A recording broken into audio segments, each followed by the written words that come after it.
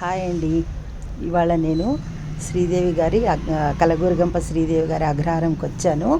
ఇక్కడ ఆవిడ ఇంతకుముందు ఓన్లీ నర్సరీ ఉండేది. ఇప్పుడు చక్కగా టిఫిన్ సెంటర్ పెట్టారని అగ్రహారం అని పేరు పెట్టి ఇక్కడ మిల్లెట్ దోశ, చక్కగా తట్టే ఇడ్లీ, ఫిల్టర్ కాఫీ అయితే నెక్స్ట్ లెవెల్ అండి. చాలా బాగున్నాయి టేస్టీగా. ఉదయం నుంచి రాత్రి 10 వరకు ఉంటాయండి. బయట ఆహ్లాదకరమైన వాతావరణంలో చక్కగా అరేంజ్ చేశారు.